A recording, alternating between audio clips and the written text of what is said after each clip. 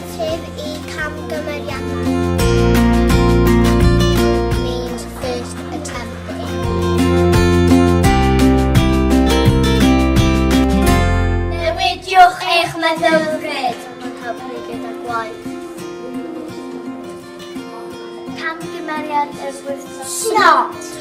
Self, neighbour, other, teacher.